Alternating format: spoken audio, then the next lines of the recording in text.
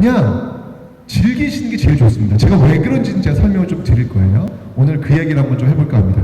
자, 먼저 오늘 오셨으니까 그 제주도민들, 제가 여기 오신 분들의 그 역사 상식이 어느 정도인지 제가 잘 모르잖아요. 그죠? 문제 좀 가져왔어요. 좀 맞추시면 제가 요 정도구나 고수준 알 것 같아요. 네. 왜 긴장하세요? 문제 쉬운 것 같으니 너무 염려하지 마시고요.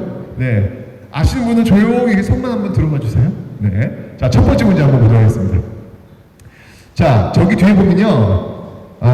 여기 지금 이게 매예요, 매인데, 고려시대는요, 이 매 사냥이 아주 유행했습니다. 고려시대 하니까 여기가 어딘지 아시죠? 고려시대 여기 어디였죠? 고려시대 여기 뭐가 돼 있었죠?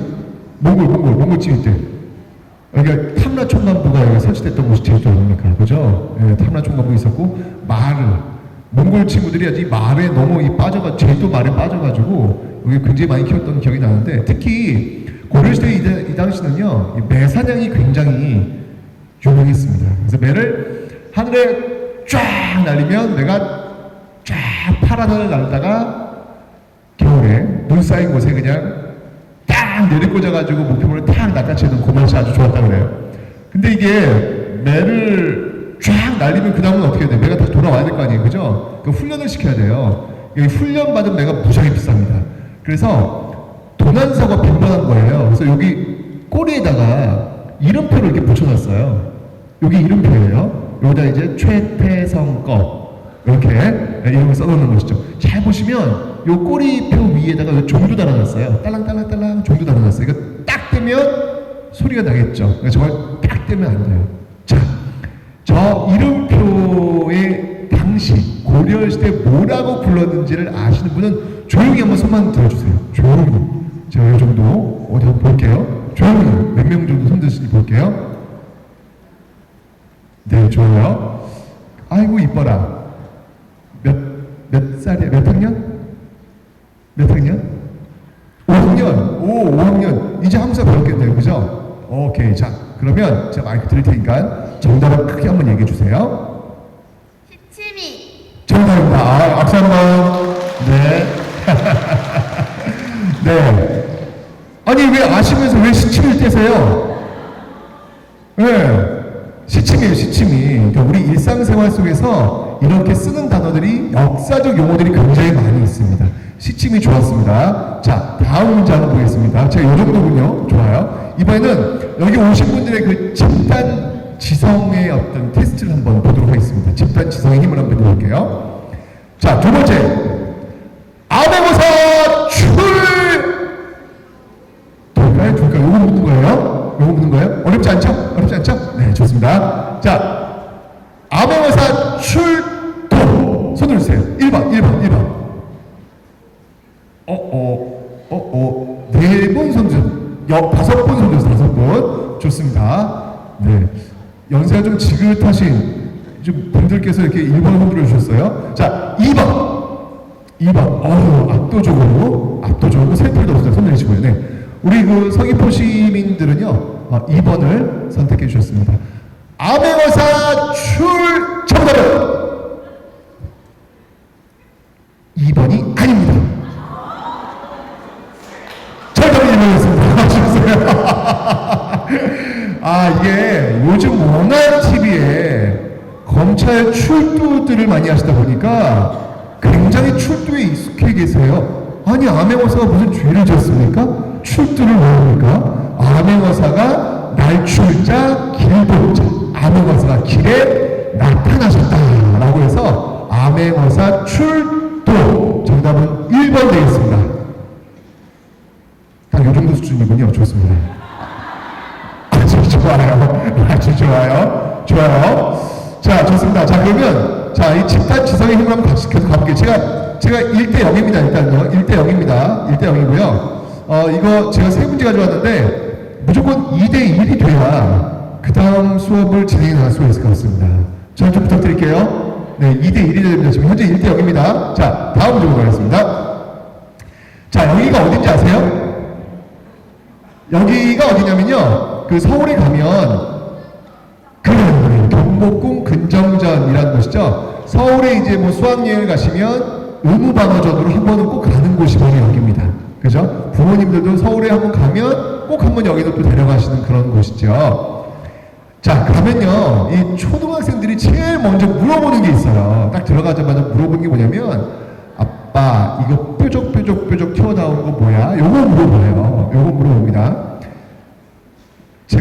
저는 이제 주로 이제 궁궐에 쉬는 날이면 좀 많이 가거든요. 많이 가는데, 진짜 이런 일이 있었어요.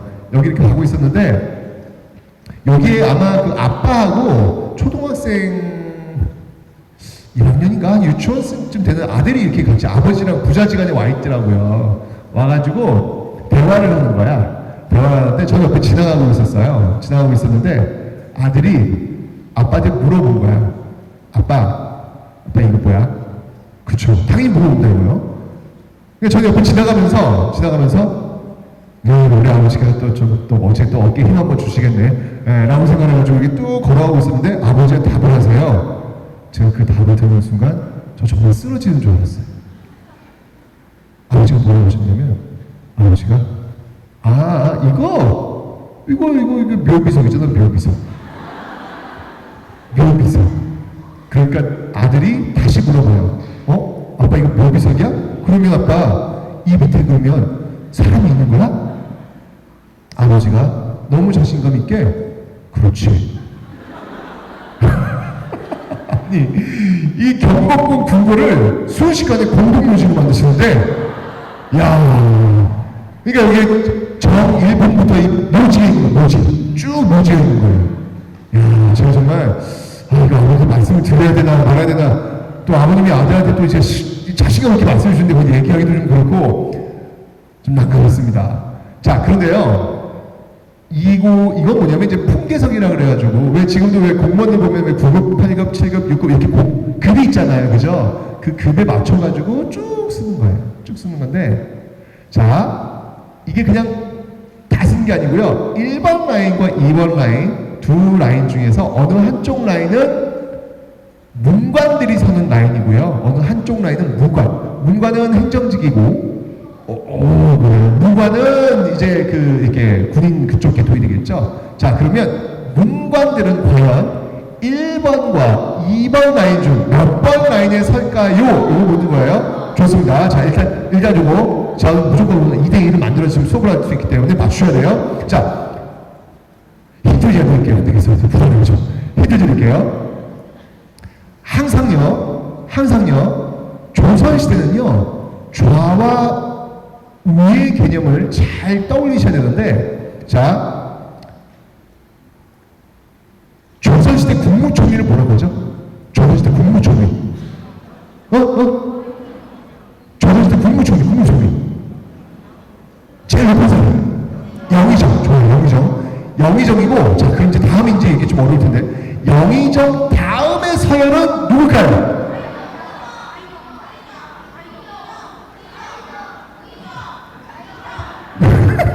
알았어. 자, 영의정 다음의 서열은 누구냐면요. 좌의정이에요. 자, 잊지 마세요. 조선시대는요, 좌와 우의 개념에서 항상 좌상우하, 좌측이 높아요. 왼쪽이 항상 상석이고, 왼쪽이 항상 서열이 높습니다. 어디나 다 이 원칙이 적용되는 거예요. 왼쪽이 높아요. 그래서 영의정, 좌의정, 우의정 이렇게 나오는 건데, 자, 그러면 문관들이 당연히 무관보다 높습니다. 조선시대니까요. 문관들은 1번 라인일까요? 2번 라인일까요? 이거 묻는 거예요. 자, 좋습니다. 자, 제주 화이팅. 아까처럼 그러면 안 돼요. 나 당황해. 자, 1번. 한 번, 두 번, 세 번, 네 번, 다섯 번, 여섯 번, 1번, 12번. 좋습니다. 1번, 12번. 2번. 이것도 2번 다 손드셨어요. 네, 좋습니다. 손 들으세요. 아까 보시면 알겠지만, 손을 많이 든다고 해서 늘 정답은 아니었던 거, 그 기억나시죠? 정답은 조선시대 문관은 1번과 2번 라인 중에서 2번 라인 있습니다. 2번. 감사합니다. 다행히 아닙니다. 네, 2번 라인이에요. 왜냐면, 근데, 왜, 아니, 아까 박민 선생님, 좌측이 높다고 그랬잖아요, 좌측이. 그럼 문관이면 좌측이면 여기서 지금 좌측이면 1번이잖아요, 1번. 왜 2번이에요? 왜일까요, 왜? 아유, 감사합니다. 여러분들이 기준이 되면 안 돼요? 네, 좌와 우의 기준 여러분의 기준이 아니에요? 누가 기준이죠? 왕이죠, 왕. 제가 여기 왕이 있으면 왕의 좌, 왕의 우 이렇게 해도 왕의 좌측에 있는 이쪽 라인이 문관들이 쭉 서는 거죠. 네, 아유, 좋습니다. 잘했어요. 자, 그러면 이제 1대1 됐으니까 이제 마지막 문제예요. 자, 제가 이미 힌트 드렸습니다. 좌와 우의 개념은 임금이 기준이에요. 왕이 기준으로 왕을 중심으로 좌와 우는 아닙니다. 그러면 갑니다. 영화 명단에 보시면 전라 좌수사 이순신을 듣거나 뭐 이런 게 나오죠. 과연 전라 좌수사가 다스리고 있는 전라 좌수영은 1번, 2번, 3번, 4번 중에서 몇 번일까요? 다시 한번 말씀드리지만 여러분들이 기준으로 안 돼요. 왕을 기준으로 해서 좌와 우를 보셔야 합니다. 아셨죠? 자, 뭐 그렇게 토론할 정도는 아니고요. 자, 그러면, 자, 이게 2대1 돼야 됩니다. 자, 전라 좌수영은 1번, 1번. 3번, 4번, 5번, 6번, 7번, 8번. 오케이, 8번, 1번. 2번. 한 번, 둘, 셋, 넷, 다섯, 여섯, 일곱, 여덟, 아홉, 23. 32번 손 드세요. 3번. 12, 21명 손 내리시고요. 4번 16분. 오케이. 자, 여러분들은 지금 2번, 3번, 4번, 1번 순서로 지금 고르셨습니다. 좀 당황스럽네요, 제가. 저는 이 문제를 낼 때 나름대로 의도가 있습니다. 그 의도는 뻔하죠? 무조건 맞추셔야 돼요. 압도적으로 저는 나올 줄 알았는데 이렇게 흩어지네요. 좀 당황스러운데, 자, 제가 이 문제를 낼 때 기본적으로 1번, 2번, 3번, 4번 중에서 어느 한 분도 3번, 4번은 손들지 않을 거라고 저는 믿었어요.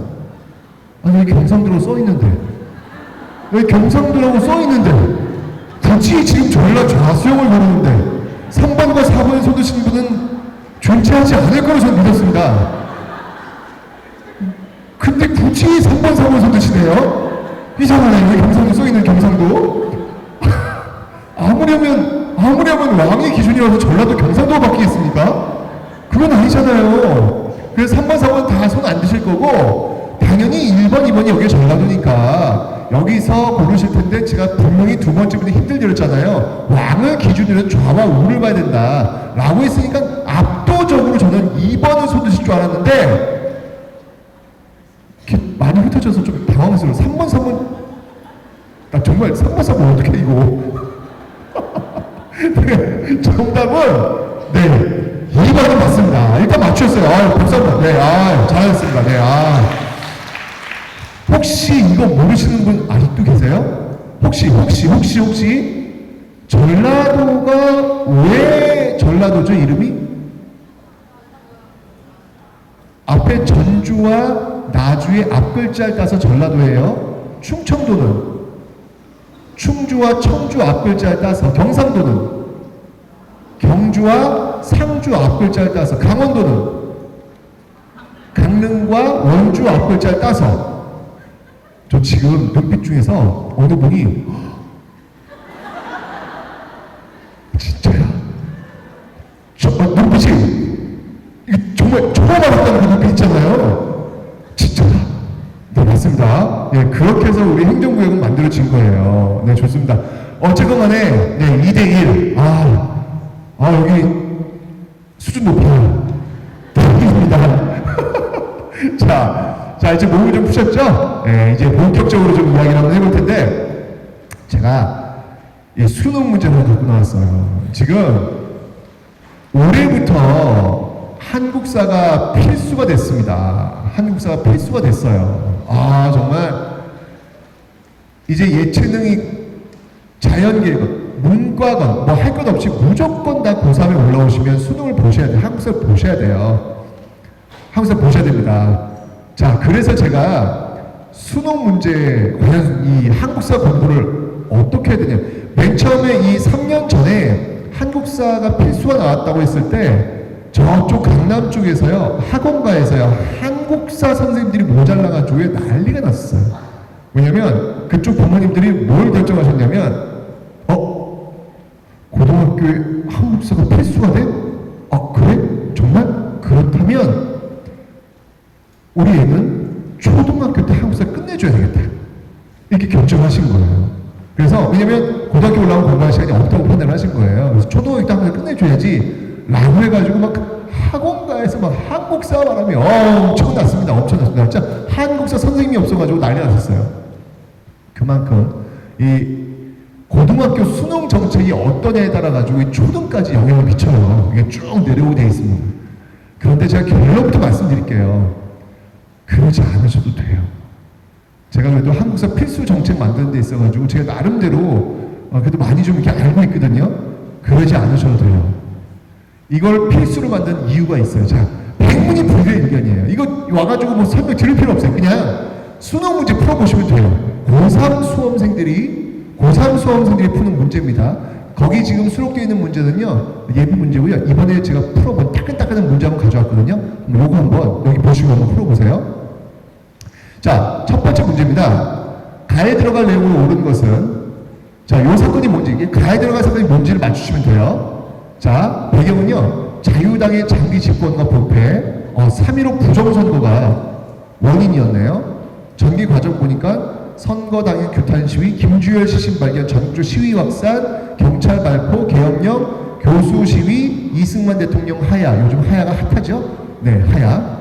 결과 내각 책임제 개헌, 장면 내각 수립. 과연 이 가는 1번 4.19 혁명, 2번 6월 민주화운동, 3번 물산장려운동, 5번 5.18 민주화운동, 4번 5.18 민주화운동, 5번 밀립대학 설립운동. 뭘까?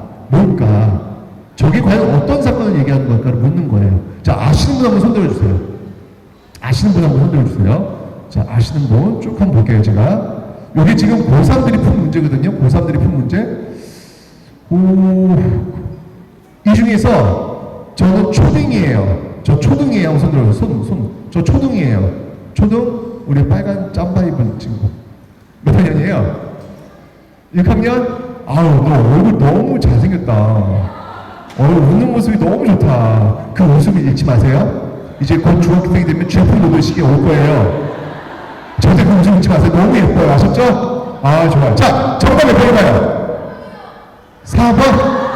5.18 민주화운동. 잘했어. 아유, 그래요. 초등학생들은 이런 대답할 수 있어요. 좋습니다. 5.18 민주화운동. 자, 뭐라고 대답해야지? 큰일 이거. 자, 아직 초등학생들은 5.18 민주화운동을 안 배울 수 있어요. 예. 6학년이 배웠구나. 1학기 6학년. 배우는 참. 자, 초등학생이에요? 몇 학년이에요? 6학년. 정답 몇 번이에요? 정답 1번 정답. 박수 한번 주세요. 네. 바로 4.19 혁명이었는데요. 일단 지금 초등학생 2명한테 물어봤는데 50% 확률이었습니다. 그죠? 맞췄죠? 자, 그러면 자, 두 번째 문제 가져왔으니까 이 문제 한번 풀어보세요. 자, 가에 들어갈 내용을 옳은 것 역시 마찬가지입니다. 이 사건이 뭐냐는 거예요. 자, 이 사건에는요, 우리 수군이 활약했네요. 이순신이 활약했습니다. 이순신이 활약한 전쟁이 뭐냐는 거예요, 지금.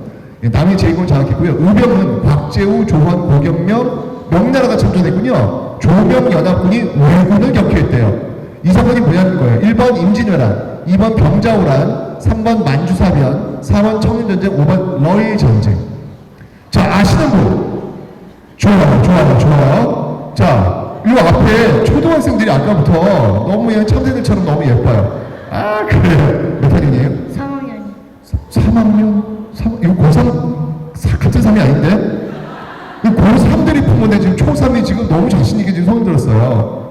한번 물어볼게요. 자, 초록초록 3이에요? 자, 초3 큰 소리로 하나, 둘, 셋. 1번. 정말 예뻐.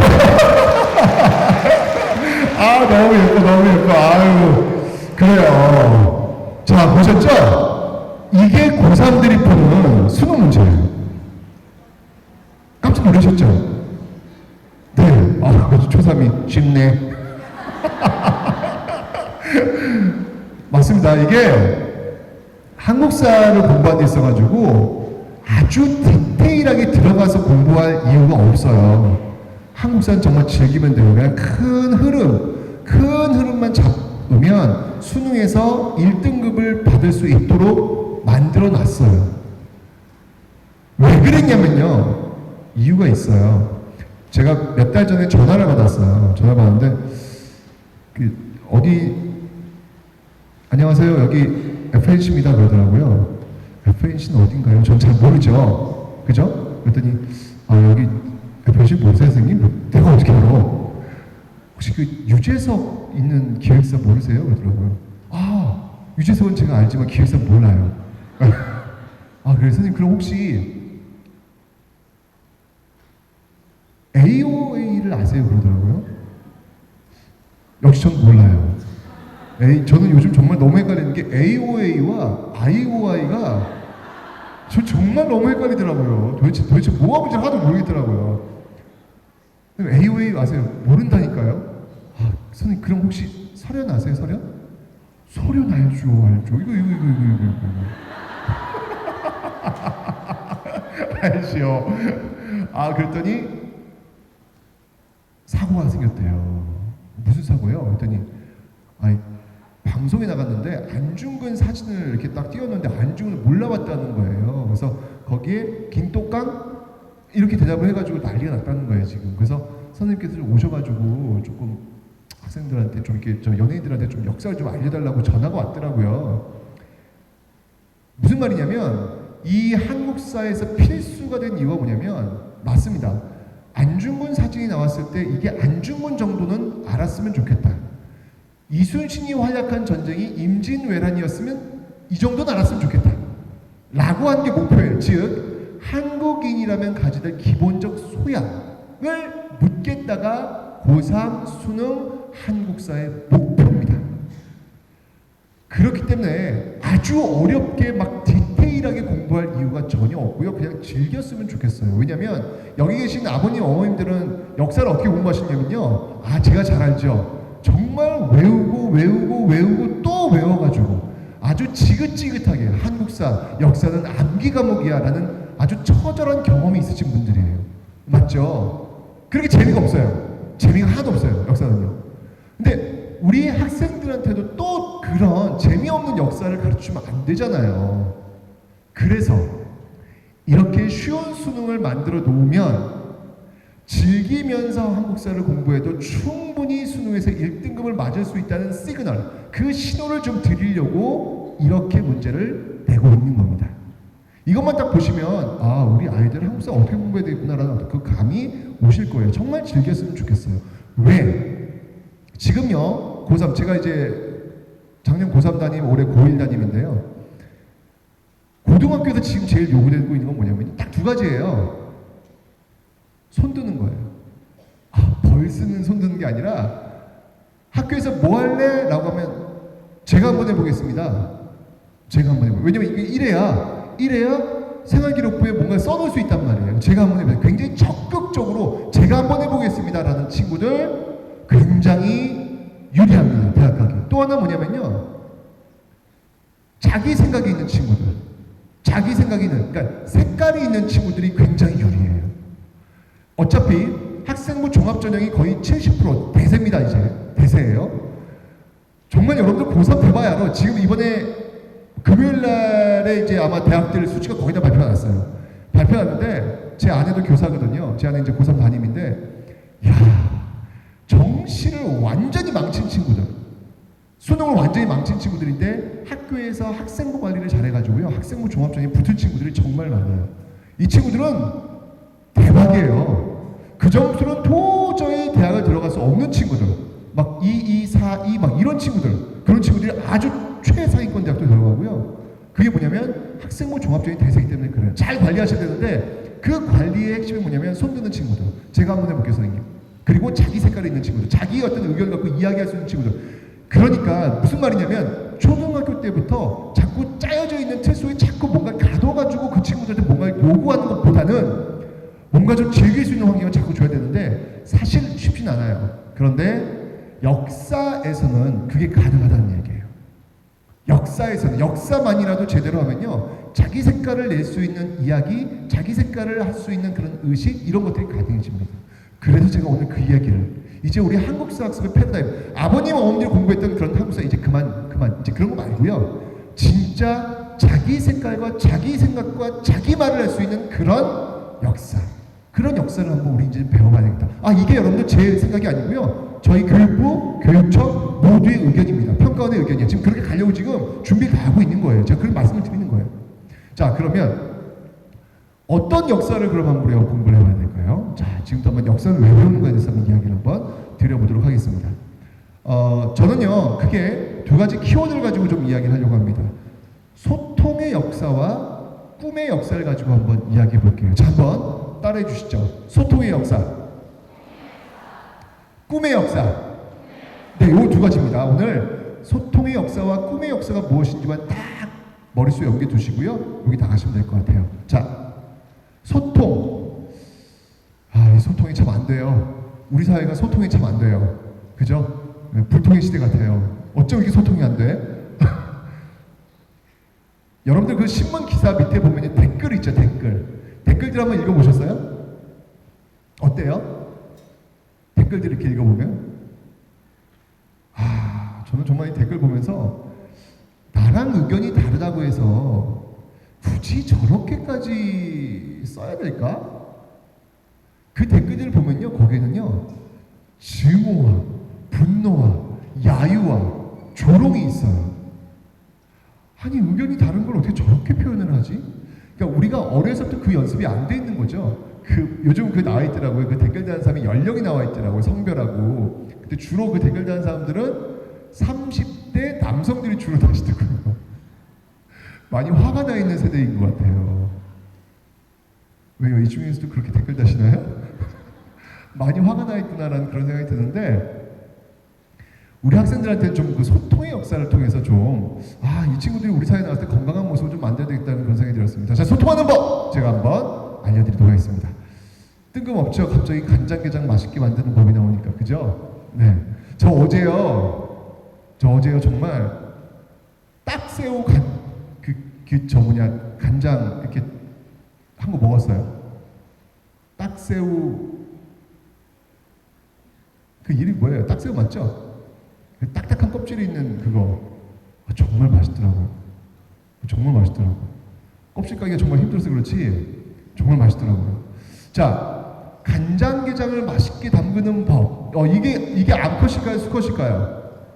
네, 어머니도 금방 하시더라고요. 이거 암컷이라고 하시더라고요. 수컷은 좀 더 뾰족하대요. 자, 요걸 깨끗이 닦아가지고요. 그 다음 제일 중요한 게 이제 양념장이죠. 양념장. 그 다음이 딱 보관하죠. 한 일주일 지나면 아주 맛있는 그런 간장게장이 될 겁니다. 자, 지금부터 간장게장을 맛있게 드셨던 모습을 하나 기억해 두십시오. 자, 제가 한번 먹어볼까요? 어떻게 점심 드셨어요? 드셨어요? 아이고, 저는 점심도 안 먹고 왔는데. 자, 죄송해요. 이거 먹을 게 왜 이렇게 많아요? 저 여기서 와서 지금 한 3kg 찌워가는 것 같아요. 먹이 너무 많더라고요. 자, 간장게장 하얀 쌀밥이 있습니다. 막 김이 보락보락. 자, 이렇게 간장 속에서 계란 꺼내가지고 반을 뚝 자른 다음에 자, 배를 꾹 누르니까 그냥 허연 속살이 쭉 나옵니다. 자, 그리고 이제 간장을 부어야죠. 2큰술 붓고요. 참기름이 빠졌다. 참기름 2방울 짜놓고 자, 비빕니다. 자, 비비고 자, 이제 한 입 먹어보겠습니다. 자.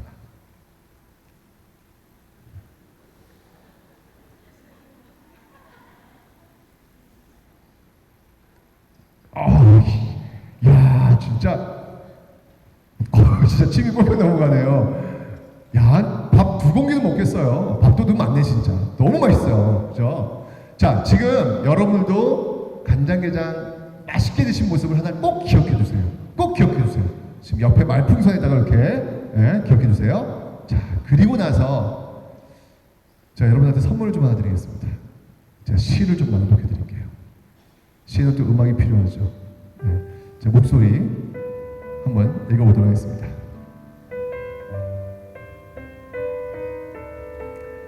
스며드는 것.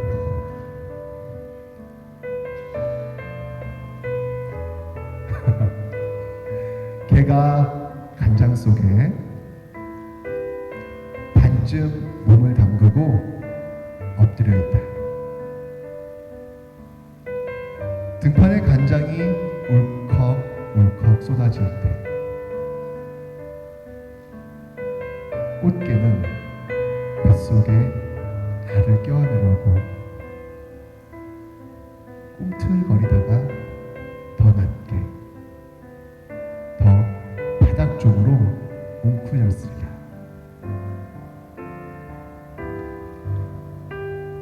보둥거리다가 꽃게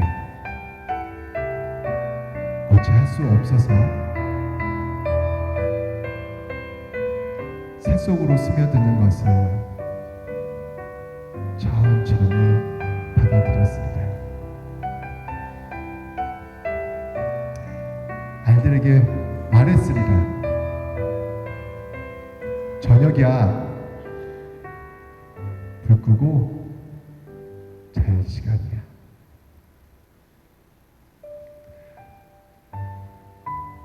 제가 이 시를 읽고 나서는 간장게장을 못 먹어요. 저 정말 진짜 제가 진심으로 말씀드리는데요. 저 마지막 문구 불 끄고 잘 시간이야. 라는 멘트를 읽으면서 갑자기 눈물이 뚝 떨어지는데 저도 깜짝 놀랐어요. 간장게장이 이렇게 가혹한 음식이었나? 왜 난 한 번도 그런 생각을 못했지? 라는 그런 생각이 들더라고요. 자, 우리 앞에는요 똑같은 간장게장이 놓여져 있습니다. 근데 아까 간장게장을 맛있게 드시는 모습을 하나 기억해 놓으시라고 그랬죠. 그때는요 여러분들에게 그 간장게장은 그냥 맛있는 먹거리 그 이상도 그 이하도 아니었습니다. 그런데요 똑같은 간장게장인데 그 간장 속에 담겨져 있는 어미 꽃게의 입장에서는 이 간장게장은 곧 생존이었습니다. 누군가에게는 그냥 먹거리, 또 누군가에게는 생존이 될 수 있다는 것. 똑같은 간장게장을 놓고도 이렇게 바라보는 관점이 다를 수 있다는 것.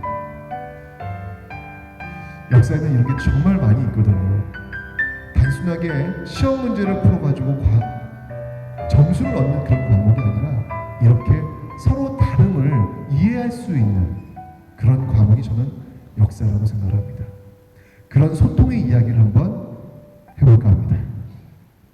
자, 갑자기 지금 BK 등장하셨어요. 네. 자, 구석기 시대 사람입니다. 여러분들 역사를 왜 배우시나요? 역사를 왜 배우시나요? 제가 한번 나이를 한번 물어볼까요? 자, 연세가 어떻게 되세요? 중학교 1학년이요. 네, 중학교 1학년. 그러면 14살. 14살. 14살은 처음이죠. 그죠? 네, 14살은 처음이에요. 아직 15살 안 살아봤어요. 맞죠? 네. 여러분들 지금 나이 좀 떠올려 보세요. 저도 31살은 처음이에요. 뭐야, 이 반응 뭐지 이거? 옛날에 됐는데 안 되는구나 이제. 알겠습니다. 자, 여러분 나이. 여러분 나이. 자, 그 나이는 처음이시죠? 처음이에요. 누구나 다 처음이에요. 그 다음 살아보질 않았어요. 다 처음이에요. 그래서 우리는 늘 불안해요. 도대체 어떤 일이 나한테 벌어질지를 몰라요. 그 불안함을 해소하는 방법 중에 하나는 바로 역사를 공부하는 겁니다. 왜냐면요, 과거의 어떤 사람들 이렇게 들여다보면요, 한 사람의 인생을 통째로 들여다볼 수가 있어요. 한 사람뿐인가요? 수십, 수백, 수천 명의 인생을 통째로 들여다볼 수가 있습니다. 우리가 앞으로 살아가야 될 어떤 그 모습, 우리가 선택해야 될 그 모습, 우리가 아직 살지 못했던 그 모습을 이 앞에 있는 사람들은요, 대충 비슷하게 살아왔어요. 그 과거 사람들의 모습을 보면서 아, 내가 지금 이 시점에 이런 선택을 하면 앞으로 나는 좀 더 행복해지고 좀 더 건강하게 살 수 있을 거야 라고 하는 나름대로의 판단을 내릴 수 있는 근거, 이게 역사거든요. 그런데요, 중요한 건 뭐냐면 우리는 이렇게 역사 공부를 안 한다는 거예요. 우리는 역사 공부를 과거의 사실들을 암기하는 게 역사라고 생각하세요. 근데 그게 역사 아닙니다. 역사는요, 사실들을 암기하는 게 아니라 사람을 만나는 거예요. 역사는 사람을 만나는 겁니다. 근데 우리는 사람을 만나려고 하지를 않아요.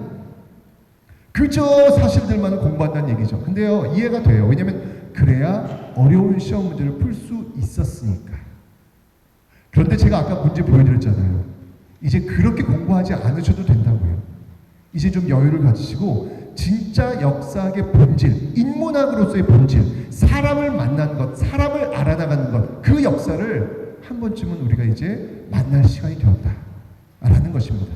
자, 이 앞에 제가 미개인이라고 했습니다. 구석기인입니다. 제가 한번 인강을 한번 틀어보겠습니다. 인강을 한번 틀어보고 과연 구석기 시대를 어떻게 설명하는지 제가 인터넷 강의 한번 틀어볼게요. 아니요. 저기 보시면 제가 한다고요. 저를 보세요, 저를. 다 좋죠. 네, 제가 틀어볼게요, 제가요. 네, 자, 인터넷 강의 틀어보겠습니다. 플레이. 자, 안녕하세요, 여러분들. 자, 지금부터 이제 한국사의 대장경을 시작하겠습니다. 자, 첫 번째 주제는 바로 구석기 시대가 되겠습니다. 이 구석기 시대는 여러분들 이동 생활을 했다는 게 핵심이에요. 이동 생활. 여러분들은 지금 정착 생활하고 있죠? 이동 생활하고 있습니다. 그 이동 생활하는 과정 속에서 이들이 가졌던 도구가 뭐냐면 바로 뗀석기라는 겁니다. 그 뗀석기, 떼어낸 석기죠. 이 뗀석기 중에 대표적인 도구가 바로 주먹도끼라는 겁니다. 자, 이동 생활, 뗀석기, 주먹도끼, 요 세 가지 키워드만 알고 있으면 여러분들 시험 문제 푸는데 아무런 지장이 없습니다. 따라해보세요. 이동생활, 뗀석기, 주먹도끼. 여러분들 문제 한 문제 맞추신 거예요. 자, 다음 신석기 씨 넘어가겠습니다. 이제 빗살무늬 토기 공부할 시간입니다. 요렇게 인터넷 강의는 진행이 됩니다. 이 강의에서 사람이 있어요, 없어요? 사람이 있어요, 없어요? 사람 없어요. 그저 사실들만이 나열이고 그 사실들을 어떻게 하면 시험 문제를 잘 풀 수 있는지 요리조리 만들어가지고 딱 던져주는 것, 그게 다예요. 그런데요, 놀라운 건 우리 학생들은 이런 인터넷 강의에 열광한다는 거예요. 진짜 시험 문제 그냥 쫙쫙 찍어주네. 와, 대박. 진짜 잘 가르치는데? 이거 역사 아니에요. 제가 얘기했지만 사람을 만날 수 있는 역사가 진짜 역사인데 우리는 사실들만을 암기하는데 너무 익숙해 있다라는 겁니다. 혹시 이 사진이 나왔을 때 이 중에서 한 분이라도 지금 저 오른손에 들고 있는 게 이게 바로 주먹도끼입니다. 저 사진을 보시고 이 구석기 시대에 저 주먹도끼를 가지고 한 시대를 열심히 살고 있는 그 시대 10만 년 전 아버지의 모습이야. 이거 생각해 보신 적 여기 한 분이라도 계실까요? 한 분도 안 계실 거예요. 한 분도 안 계실 거예요. 제가 얘기했지만 역사라고 하는 것은 사람을 만나는 거거든요.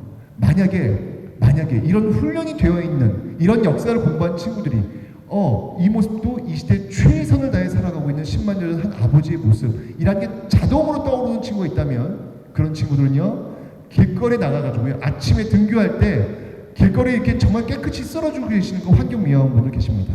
그분들 딱 보고요, 이런 생각 들 거예요.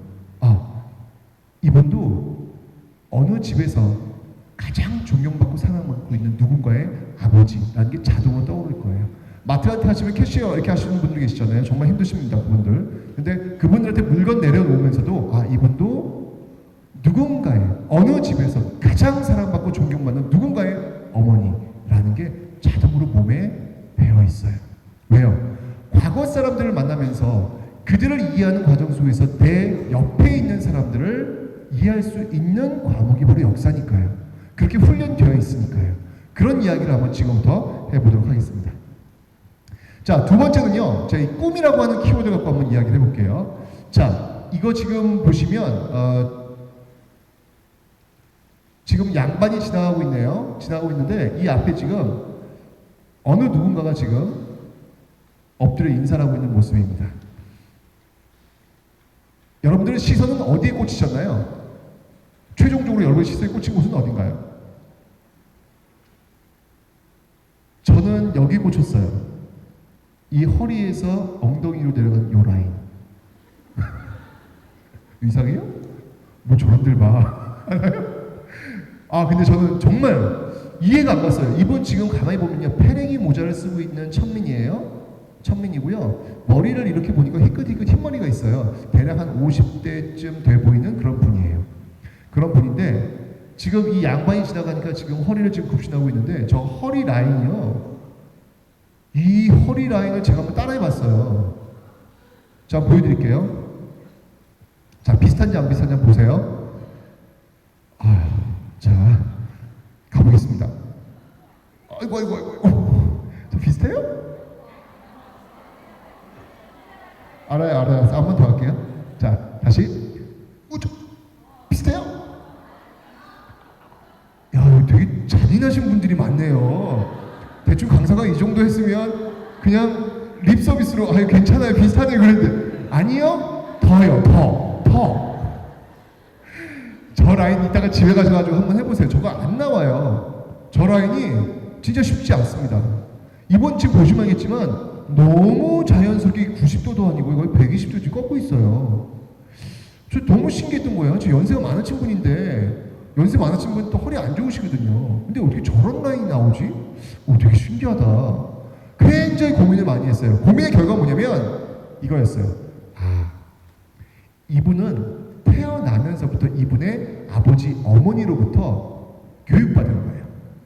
야, 이놈아, 너 이놈아 우리는 천민이야, 이놈아. 너 지금 어른 저 양반 나타나면 이놈아 허리를 이놈아 이마가 땅이 닿도록 숙여야 되는 거예요. 더 숙여, 이놈아. 더. 너 안 그러면 너 경을 쳐. 멍석말이 당해. 더 이놈아.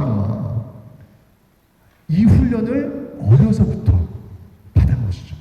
결국 이 라인은 바로 저는 이 사진에서 보여지는 신분제 라인. 여러분들 우리 시대의 라인은 어떤 라인이에요?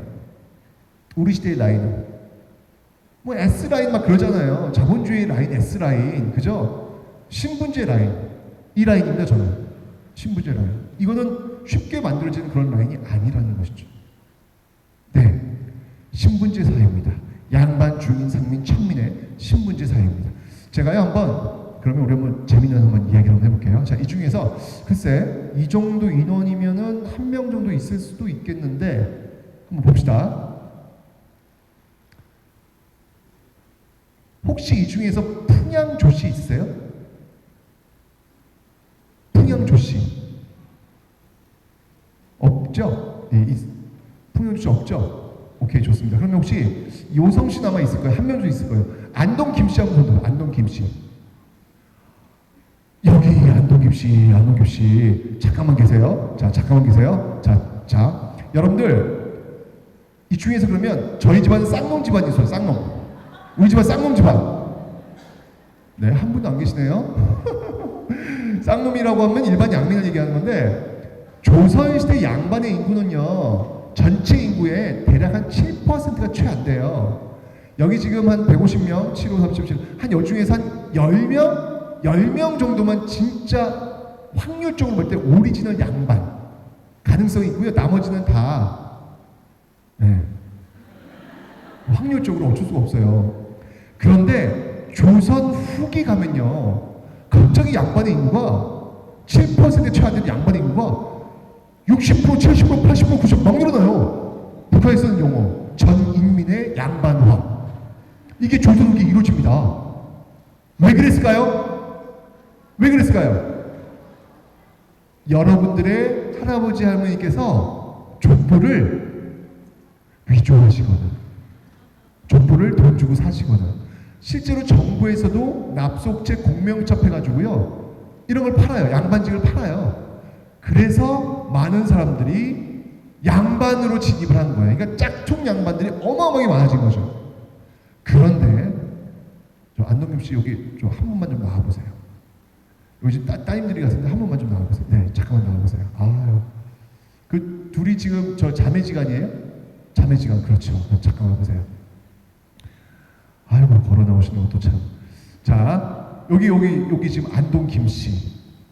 이 안동김 씨 같은 경우에는요, 19세기까지 세도 가문이에요. 그래서 이 집안의 족보는 함부로 건드릴 수가 없어요. 그렇다면 정말 경을 칩니다. 큰일 납니다. 그래서 제가 아까 얘기했죠. 풍양조 씨와 안동김 씨 같은 경우에는요, 지금까지도 정말 오리지널 양반일 가능성이 거의 99%. 네, 안동김 씨예요. 안동김 씨예요. 자, 여러분들은 지금 진짜 양반일 가능성 99%. 네, 이분을 보고 계십니다. 혹시 집에서 아버님이 이렇게 뭐 안동김 씨한테 얘기 좀 해주세요? 아니세요? 가셔가지고 한번 우리 집안에 대해서 한번 얘기 좀 해주세요. 그러면 아버님이 조금 얘기해 주실 거예요. 그러니까 이 친구 같은 경우에는 솔직히 말씀드리면 정말 재수가 없는 거예요. 왜냐면 100년 전만 태어났어도 지금 이렇게 이런 것들과 어울릴 분이 아니야. 이분은 지금 이렇게 지금 다 묻혀있을 분이 아니에요. 지금요. 이 시대에 태어나는 애들은 어떻게 생각하시나요? 네, 혹시 이 중에서 저기 남학생들 중에서 혹시 신분 세탁을 원하시는 분이 계시다면 잘 받으시기 바랍니다. 아셨죠? 네, 이따가 제가 사진 한번 제일 먼저 찍어요. 네네. 아, 네. 영광입니다. 감사합니다. 네, 이따 꼭 안동김 씨 제일 먼저 사진 한번 찍겠습니다. 자, 그래서 조선 후기 오면요, 이렇게 양반들이 많아진 어떤 그런 과정이 있었는데 지금 제가 한번 이 모습을 보여드리겠습니다. 이들이 누구냐면요, 바로 갑신정변의 주역들이에요. 이들이 바로 갑신정변. 자, 저는 이상하게 이렇게 사진이 뜨면 제일 먼저 하는 게 뭔지 아세요? 검은 펜을 들어요. 네, 검은 펜을 들고 칠하기 시작합니다. 네, 우리 잘했잖아요 옛날에. 네, 수업 시간 되면은 끄적끄적. 이 사람들은 일단 이 모자를 다 벗겨요. 네, 다 벗기고요. 이 머리에다가 이제 그 현대인의 그 머리 스타일을 뭐 2대8 뭐 가운데 해가지고 쭉 이렇게 색칠을 해요. 색칠을 하면 누가 등장하는지 아세요? 우리 시대 대학생들이 등장해요. 되게 젊어요. 이 갑신정변을 일으켰던 이 사람들의 평균 연령대가 20대예요, 20대. 여기 이제 김옥균, 홍영식, 박영효, 서광범, 서재필인데 이 서재필 이때 나이가 19살이에요. 고3이에요, 고3. 이들이 일으킨 사건이 바로 1884년 갑신정변이라는 겁니다. 그래요. 시험 문제 꼭 나옵니다. 우리는 뭘 공부하냐면 갑신정변은 우정총국, 최초의 우체국 우정총국 축하행으로서 시작되어가지고 14개조 개헌을 주장했고 이게 끝난 다음에 그리고 청나라와 일본이 텐진조약을 체결했고 일본과는 한성조약을 체결했어. 잊지 마. 한성조약은 그 앞에 있었던 이모군란테 그 재물포자하고 비교해가지고 틀리면 안 돼? 요거 딱 공부한단 말이에요. 여기 시험에 나와요. 그런데 제가 지금 이렇게 이야기한 거엔 사람이 없어요. 사실만 있을 뿐이라고요. 이렇게 공부는 해가지고 시험 문제 풀면요, 일주일이면 다 까먹어요. 도대체 왜 공부하는데요? 그런 역사를 왜 공부하는데요? 사람을 만나야죠. 잠깐만 멈추세요. 역사 공부할 때 제일 중요한 건 잠깐 멈추는 거예요. 그리고 생각하는 거예요. 이들과 만나는 거예요. 자, 이들은요, 갑신정변을 일으킨 이들은요, 놀랍게도 신분제 폐지를 주장합니다. 신분제 폐지를 주장하는데 이들은 그 신분제의 가장 꼭대기에 있는 빵빵한 집안의 자제들이에요. 너무너무 잘 나가는 집안의 자제들이에요. 근데 이 사람들이 지금 신분제 폐지를 외쳤다? 왜 그랬지? 그냥 가만히 있으면 신분제의 수혜를 정말 다 받을 수 있는, 먹고 사는 게 다 해결되는 사람들인데 왜 이들은 자신의 기득권, 자신이 갖고 있는 그 혜택을 내려놓으려고 했을까? 왜였을까? 잠깐만 물어보셔야죠. 안 물어봐. 왜 우리는 안 물어볼까? 왜? 여러분들 그거 하실 수 있겠어요? 여러분들이 정말 빵빵한 집안의 자제들이라면 여러분이 갖고 있는 그 혜택 그걸 다 내려놓을 수 있겠어요? 있을 수 있어요. 근데 쉽지 않을 거예요. 쉽지 않습니다. 그런데 이 사람은 했단 말이에요. 그러면 잠깐만 먼저 물어보셔야 되는 거예요. 왜 그랬을까? 그러면 이 사람들은요, 비로소 자신들의 꿈에 대해서 이야기할 거예요. 자신들 꿈이 있다고. 어떤 꿈이 있냐면 내 뒤에 오는 사람들한테만큼은 이렇게 양반 나타났다고 해가지고 연세 많으신 분이 90도, 120도 꺾어가지고 사는 이런 사회 말고 누구나 다 함께 손잡고 뛰어놀 수 있는 그런 사회를 꼭 물려주고 싶은 그 마음, 그 마음이 이 사람들이 있는 거예요. 이 사람들의 꿈인 거예요. 이걸 참 쉽게 설명할 수 있는 게 뭐냐면, 여러분들 많은 사람들이 지금 광장에서 촛불을 들고 있습니다. 왜 촛불을 들까요? 그건 뭐냐면, 여기 있는 우리 아이들의 사회는 좀 더 투명하고 좀 더 건강한 민주주의라고 하는 것들을 물려주고 싶기 위해서 광장에서 촛불을 드는 거예요. 이 사람들 역시 마찬가지라고요. 내 뒤에 오는 사람들한테 좀 더 나은 사회를, 평등한 사회를 물려주기 위해서 이 사람들은 갑신정변이라는 사건을 일으킨 겁니다. 그런데 놀랍게도 이 김옥균은요, 10년 뒤에 갑신정변을 일으켰다는 이유 하나만으로 총에 맞아서 결국 암살당하고요, 이 옆에 있는 홍영식은요, 갑신정변 일어났을 그 3일차 당시에 칼에 맞아가지고 결국은 죽임을 당합니다. 이 사람들의 의견은요, 이 당시에 철저한 소수 의견이었어요. 당시 그 사례를 보면요, 경거망동한 자들이라고 기록되어 있습니다. 왜요? 신분제 폐지 말이 돼? 몇천 년간 내려왔던 이 사회 질서예요. 그거를 폐지하자고 말이 돼? 이들은 경거망동한 자들이라고 규정을 하고 있다는 얘기예요. 자, 여러분들 잘 보세요. 우리 너무너무 이 역사 배우면서 배울 게 많아요. 자, 보세요. 100년 전 경거망동한 자들이고요, 100년 전 소수 의견이었습니다. 말도 안 되는 의견이었어요. 그런데 지금 2016년 지금 여러분들 이들의 의견은 어떻게 되어 있죠? 너무 당연한 현실이 되어 있어요. 100년 전 경거망동한 자들이었고 100년 전 소수 의견이었는데 지금 너무 당연한 현실이 되어 있다라고 하는 역사를 여러분들이 공부를 하신 거예요. 그러면 배웠단 말이에요. 100년 전 소수 의견이 지금 우리 사회에 너무 당연한 현실이 될 수 있다는 사실. 그러면 제가 한번 여쭤볼게요. 100년 전에 이들의 의견은요, 아주 차가운 시선 속에서 말도 안 되는 것들이라고 이야기를 했단 말이에요. 그런데 그 100년 후에 지금은요, 너무 당연한 현실? 그렇다면 제가 여쭤볼게요. 우리 사회의 소수 의견들을 지금 여기 앉아 계신 분들은 어떤 시선으로 바라보고 계신가요? 대부분 분들은 말이 돼? 쟤들 왜 저래? 라는 차가운 시선으로 바라보실 거예요. 그런데 역사를 좀 많이 공부하시는 분들은요, 100년 전 소수 의견이 지금 너무 당연한 현실이 될 수 있다는 가능성을 열어두고, 물론 소수 의견에 동의하는 거 쉽지 않습니다. 동의하라는 의미가 아니에요. 하지만 우리 시대의 소수 의견도 100년 뒤에는 너무 당연한 현실이 될 수도 있다는 가능성을 열어두고, 우리 시대의 소수 의견을 한 번쯤은 경청할 수 있는, 그저 야유와 조롱과 비난과 분노를 내쏟는 게 아니라 한 번쯤은 그들의 의견이 뭔데? 라고 들어줄 수 있는 그런 좀 자세들이 갖춰질 수 있다는 거예요. 역사를 배우는 이유는 이런 겁니다. 조금은 사회를 좀 넓은 시선에서 볼 수 있는, 즉각적인 어떤 반응들이라 좀 넓은 시선에서 볼 수 있는 그런 안목을 갖기 위해서 역사를 배우는 거예요. 일제강점기로 한번 가보겠습니다. 자, 여기 지금 근정전에 지금 일장이 걸려있죠? 여기 지금 백두산이고 지금 천황폐하 만세를 부르고 있는 모습입니다. 이 당시 사람들에게도 꿈이 있었어요. 아까 개항길, 1876년부터 1910년까지 이 개항길은요, 신분제로부터의 해방이라는 과제가 있었죠. 그 과제를 해결하기 위해서 갑신정변도 일어났고 동학농민운동도 일어났고, 배우는 거예요. 1910년부터 1945년은 일제강점기입니다. 이 당시 사람들의 꿈은 뭐였냐면요, 바로 식민지로부터의 해방이라는 그런 꿈이 있었어요. 그리고 1945년부터 현재까지는요, 우리가 산업화와 민주화라는 표현을 쓰고 있습니다. 가난과 독재로부터의 해방이라는 그런 과제가 있단 말이죠. 자, 일제강점기 식민지로부터 해방을 위해서 싸웠던 사람들은 또 어떤 사람들이 있을까요? 이 지도는요, 우리 수험생들에게는 충격과 공포와 서스판스를 제공하는 너무나도 힘든 그런 지도입니다. 왜? 외울 게 너무 많죠. 너무 많죠. 그거 아세요? 일제강점기는요, 단체들이 많은데요, 재밌는 거는 단체들 이름도 비슷해요. 제일 어렵습니다. 대한독립군을 외우면요, 그 다음에는 한국독립군이 나오고요, 대한광복군을 외우면요, 그 다음에는 한국광복군이 나오고요, 조선혁명군도 나와요. 어느 한 학생이 공부하다가 왔어요. 저한테 와가지고 희망을 갖고 왔어요. 선생님, 저 선생님 질문 하나 있어요. 선생님, 대한국민회하고요, 대한인국민회하고요, 같죠? 같아야 돼요, 선생님. 나 정말 이것도 진짜 다른 날 정말 너무 같죠?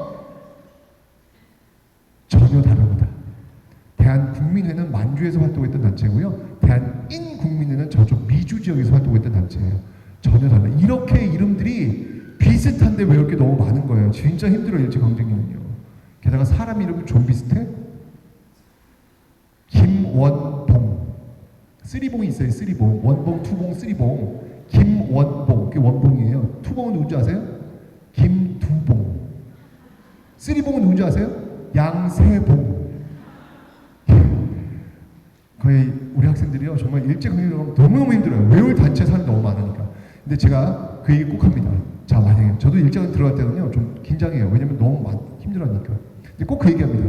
만약에 일제강점기 일제 식민지 지배정책의 그 페이지가 10페이지인데 그 일제 식민지 지배정책 10페이지에 맞서 저항했던 저항의 역사가 여러분들 시험 잘 보라고 꼴랑 3페이지짜리라면, 그런 역사서를 받아본다면 그 역사는 어떤 역사일까?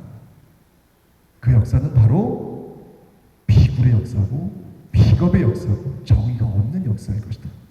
그런데 너무 다행스럽게도 일제 식민지 지배정책 그 10페이지에 우리가 저항했던 그 50페이지의 역사가 붙어 있기 때문에 비록 식민지였지만 그 시대에 다 그랬던 사람들이 아니라는 것을 배울 수 있기 때문에 일제강점기 우리는 자랑스러운 역사로 우리는 공부할 수 있는 것이다. 그런 관점으로 왜 그렇게 많은 단체와 왜 그렇게 많은 사람들이 그 당시를 싸워왔는지 우리는 그 시대를 한번 접근해보자.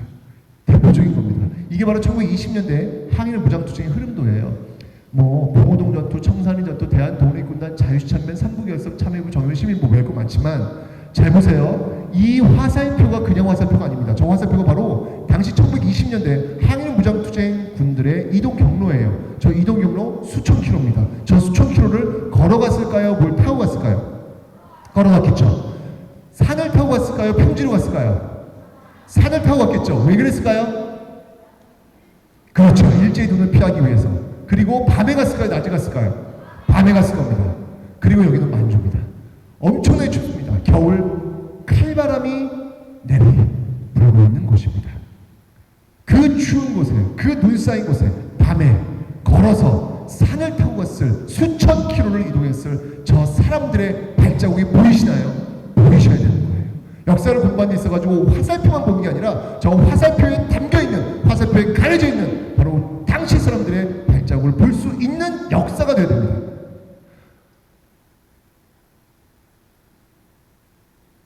작년까지는요 한국사 시험이 무지하게 어려웠어요. 왜냐하면 서울대가 필수로 해놨기 때문에 서울대에 가는 친구들, 서울대, 연대, 고대, 성대 뭐 이런 친구들만 한국사 선택했죠. 60만 수험생 중에서 3만 명밖에 선택을 안 했어요. 작년까지만. 올해는 달라졌죠. 그러니까 무지하게 어려운 거예요. 그래서 문제를 낼 때 킬러 문제가 필요합니다. 등급을 갈아야 되기 때문에 킬러 문제가 필요해요. 무지하게 어려워요. 근데 이 3만 명의 집단이요 되게 독특한 집단이에요.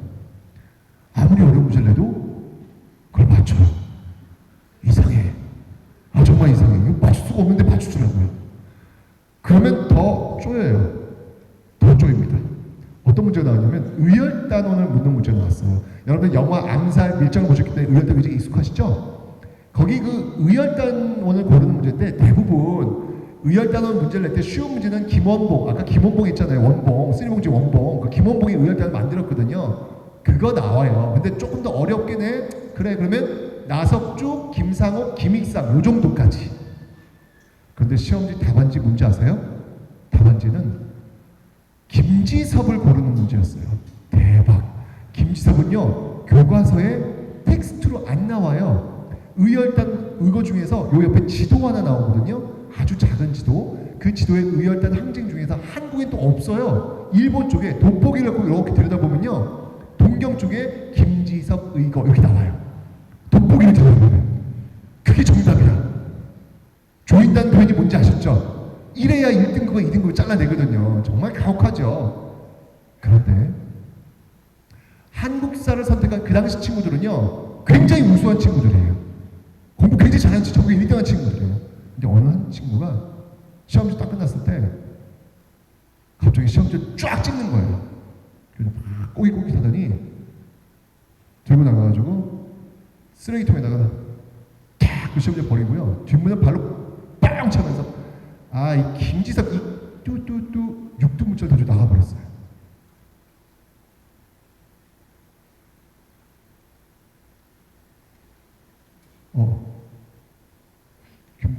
김지섭이 그런 이야기를 들을 분이 아닌데.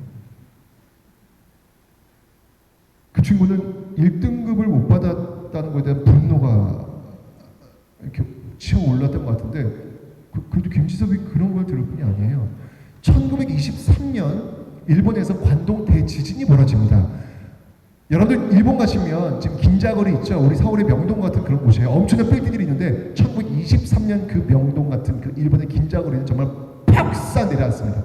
어마어마한 지진 9.3이에요. 9.3의 지진이었습니다. 정말 상상이 가시죠? 정말 폭삭 내려앉았어요. 이러니까 일본 정부가 이 기층 그 일본민들의 어떤 그 분노 이걸 어떻게 무마하기 위해서 항상 여러분들 위정자들은요, 내부적 불만이 오면요 외부적 요인을 끌고 와가지고 덮는 걸 잘해요. 이때도 그랬던 거예요. 이때도 외부적인 어떤 요인을 끌고 와야 되는데 이 분노를 그쪽으로 돌려야 되니까 그때 누굴 잡았냐면 바로 일본에 건너왔던 바로 조선인들. 그 조선인을 비하하는 단어가 뭐였죠? 조센진.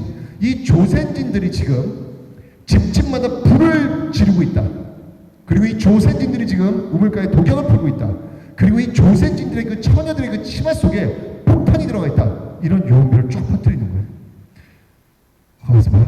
조선인 처녀들의 치마 속에 폭탄이 들어있다면 그 다음 모습은 어떤 모습이 나올까요? 상상이 가시죠, 여러분들?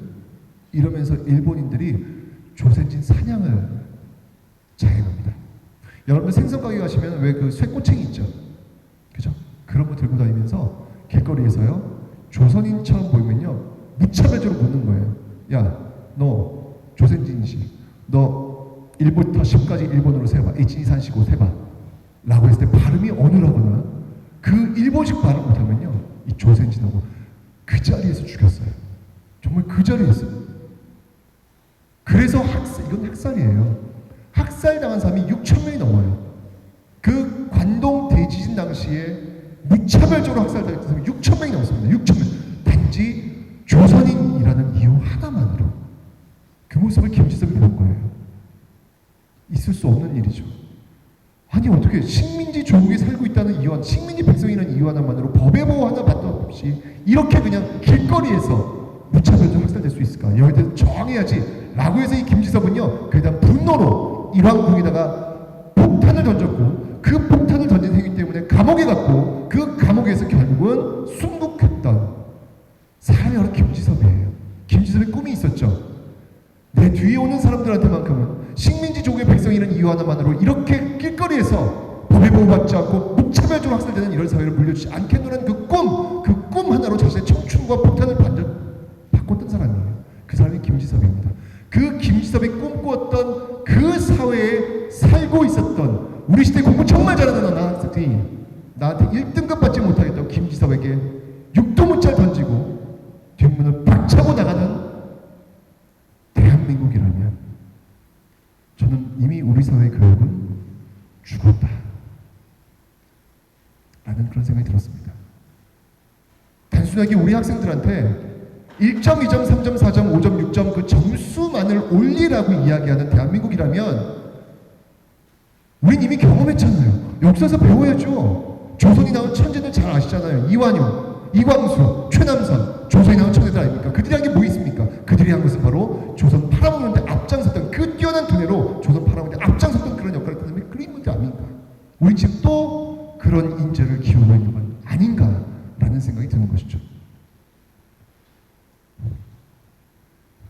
현대로 와보겠습니다. 제가 아까 개항기의 과제는 신분지혜로부터 해방, 그리고 일제강점기는 식민지로부터 해방, 그리고 현대사는 산업화와 민주화, 독재와 가난으로부터 해방이다라고 말씀드렸습니다. 자, 이게 지금 1987년 6월 항쟁 때의 모습입니다. 네, 시험 문제예요. 꼭 한 문제 나오죠. 민주화운동 문제 나옵니다. 6월 항쟁 그 결과는 직선제 쟁취, 대통령을 위해 손을 뽑는 것이었죠. 네, 잠깐만 멈춰가지고 한번 보자고요. 이게 지금 뿌연 가루 보이세요? 네, 저기 뭔가요? 최다 같습니다. 최다 같습니다. 여기 지금 넥타이 매신 이 당시 이 시대에 살고 있었던 어느 아버지와 어머니들의 모습일 거예요. 그죠? 저기 왜 저렇게 저 철탕가스를 마시면서 6월이에요. 그 뜨거운 아스팔트 위를 땀 뻘뻘 흘리면서 땀만 흘립니까? 최루탄 때문에 눈물 콧물 다 나오면서 저렇게 고생할 텐데 왜 저렇게 나와가지고 1987년 6월 저 거리를 저렇게 뛰고 있을까요? 잠깐만 멈춰가지고 한번 이야기를 좀 해보고 싶다는 이야기예요. 시험 문제 풀 수 있는 어떤 그런 것들만 아니라 잠깐만 멈춰가지고 이들과 한번 만나보고 싶어요. 그러면 비로소 또 꿈에 대해서 이야기할 거예요. 우리들에게 꿈이 있다. 우리 아이들한테만큼은, 우리 뒤에 오는 사람들한테만큼은 대통령을 자기 손으로 기호 1번이 됐건 기호 2번이 됐건 자기 손으로 뽑을 수 있는 사회를 꼭 물려주겠노라는 꿈. 왜냐면 이 당시에는요 대통령 자기 손으로 뽑았어요. 이렇게 체육관에서 모여가지고 자기들끼리 박수 쳐가지고 대통령 뽑았다는 그런 시대예요. 이런 거 말고 진짜 민주주의, 우리가 원하는, 우리가 뽑고 싶은 사람을 내 마음대로 뽑을 수 있는 그런 사회를 우리 아이들한테 꼭 물려주겠다는 그 꿈 하나로 바로 이 6월 이 뜨거운 아스팔트 위를 달리고 다녔던 바로 그 시대의 아버지와 어머니들의 모습이었습니다. 1953년 우리가 전쟁이 끝나고요, 우리는 정확하게 구석기 시대로 들어갑니다. 정말 구석기 시대. 별거 없어요. 구석기 시대는 사람하고 돌멩이만 있으면 구석기 시대니까. 그죠? 많은 사람들이 이야기했습니다. 이 땅 한반도에서는 더 이상 희망의 장미꽃은 피지 않을 것이다 라고 이야기했습니다. 그런데 그 한반도에서 살고 있는 사람들이 움직입니다. 허리띠 졸라매고요. 정말 여러분들 영화 그 국제시장 보시면 알겠지만 서독에 가서 서독인들이 들어가지 않은 1000m 되는 그 땅 속에 들어서 광물을 채굴했던 그 시대의 아버지들을 우리는 잘 알고 있습니다. 서울 청계천에서 그 미식 돌려가면서 그 한 평도 되지 않는 그 좁은 공간에서 먼지 다 마셔가면서 그 적은 돈을 받고 그 돈으로 시골에 있는 아버지 어머니 약값 동생들 학비 되었던 그 미식을 돌렸던 그 시대의 어머니들을 우리는 또 잘 알고 있습니다. 그들에게 꿈이 있었어요. 우리 뒤에 오는 사람들한테만큼은 절대 빈곤의 꿈은 물려주지 않겠노라는 꿈, 그 꿈 하나로 이 사람들은 열심히 자신의 청춘도 바꿔서 살아왔던 모습이죠. 제가 이렇게 현대사를 이야기하는데 제가 정말 놓쳤던 게 하나 있더라고요. 제가 분명히 얘기했죠. 과거의 사람들을 만나면서 내 옆에 있는 사람을 이해하는 것, 이게 역사라고 설명드렸죠. 여기서 끝이 아니더라고요. 예전에 저한테 이런 일이 있었어요. 저도 이제 아마 여기 제 나이 또래 되신 분들, 뭐 30대 초반에 있는 분들은 다 같이 경험하셨을 거예요. 끝까지 이렇게 얘기하네. 다들 이렇게 어려운 삶을 살아오셨어요. 예, 저도 역시 마찬가지로 저희 아버님께서 양복점을 하셨거든요. 양복점 하시다가 이 보증을 잘못 쓰셔가지고 아주 정말 쫄딱 그냥 망했던 그런 집안의 아들입니다. 제가 초등학생만 되면요, 전 이상하게 외갓집으로 방학 때만 되면 보내시더라고요. 왜 자꾸 방학 때만 되면 나를 이렇게 보낼까라고 했는데 이유를 나중에 알았어요. 뭐냐면 더럽게 많이 먹으니까, 너무 많이 먹으니까 집에 감당이 안 된 거예요. 이게 지금 쌀이며 뭐며 이게 지금 이 뒷돼지 같은 너무 많이 먹으니까. 그래서 그 외갓집에 방학 때마다 이렇게 피신을 그랬더라고요. 그래서 이제 그렇게 이제 고생하면서 살아왔기 때문에 제가 알아요. 아버지 어머니가 이제 저만을 위해서 정말 살아왔구나라는 걸 압니다. 그래서 저도 이제 이렇게 월급도 받고 이제 돈도 버니까 제가 용돈을 많이 들어요. 부모님한테. 고생한 걸 제가 알기 때문에 많이 들어요. 좀 쓰시라고. 이제 좀 된다고 많이 들어요. 근데 몇 달 전에 저를 부르시더라고요. 왜요? 태성아 널로 와봐. 왜? 되게 제가 돈 드리는 날 너무 행복해 하세요. 그 표정들이 너무 좋아요. 근데 그 표정을 짓고 있더라고요. 좀 불안했어요. 또 달라는 거 아닌가? 이건 뭐지? 이러고 해서 막 너무 행복한 표정을 지으셔. 왜? 속으로 불안하면서. 근데 갑자기 나한테 뭘 쑥 내밀더라고요. 뭐 이게? 야, 아버지가 이거 너 써라? 그러시는 거예요. 뭔데? 딱 열어봤더니 통장이에요.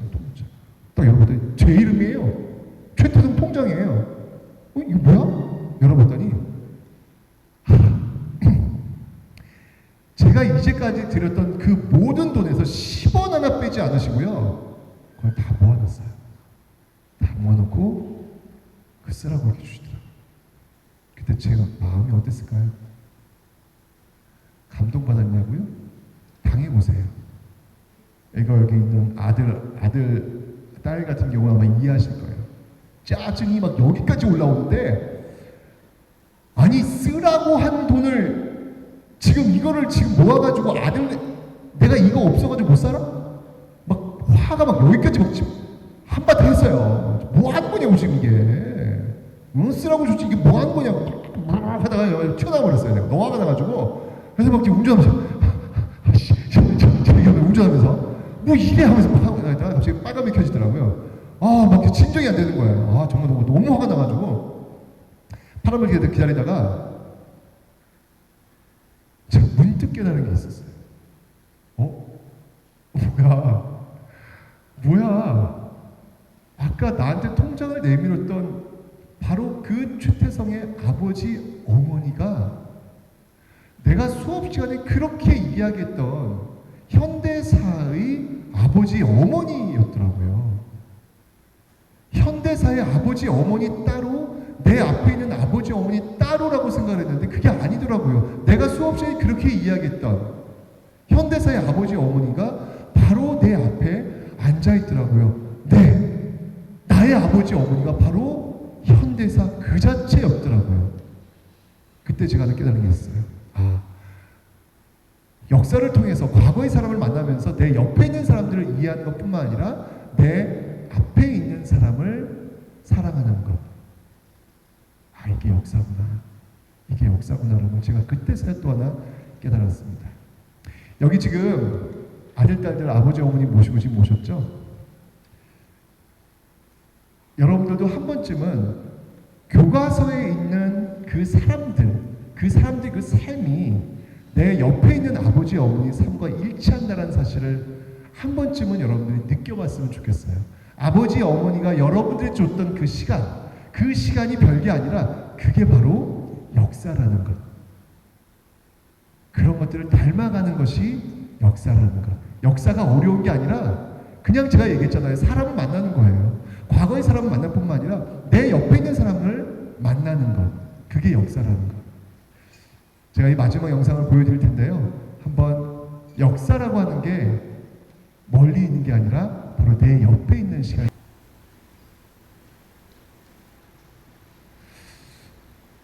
옆에 아들, 딸 또는 아빠, 엄마에게 손 한번 좀 잡아보세요. 손 한번 잡아보세요. 따뜻하죠? 그 따뜻한 체온을 기억하세요. 네, 기억하세요. 이 따뜻한 체온을 기억하는 시간조차 없더라고요, 우리가. 오늘 이 시간 기억하세요. 그게 바로 우리의 역사입니다. 이 따뜻한 체온이 바로 우리의 역사입니다. 역사 별거 아니거든요. 그 체온과 체온은 이어지면서 시간이 흘러가는 것. 이게 역사라는 사실, 오늘 한번 여러분들 좀 느껴보셨으면 좋겠습니다. 제가 소통과 꿈의 역사를 이야기했습니다. 그 시대를 살아왔던 사람들의 꿈이 있어요. 그 꿈은 내 뒤에 오는 사람들한테만큼은 좀 더 나은, 좀 더 건강한 사회를 꼭 물려주고 싶은 아버지, 어머니의 마음일 것이다. 라는 저는 그런 생각이 듭니다. 그런데요, 우리 아이들한테 이렇게 물어보면요, 참 너무 속상하게도 우리 아이들의 꿈은 너 꿈이 뭐야? 라고 물어보면 저는 CEO가 되는 게 꿈이에요. 저는 의사가 되는 게 꿈이에요. 저는 검사가 되는 게 꿈이에요. 저는 변호사 되는 게 꿈이에요. 저는 교사 되는 게 꿈이에요. 이건 꿈이 아니거든요. 이건 그냥 잡이죠, 잡. 왜 꿈이 명사죠? 우리 대한민국 학생들은 왜 꿈이 명사죠?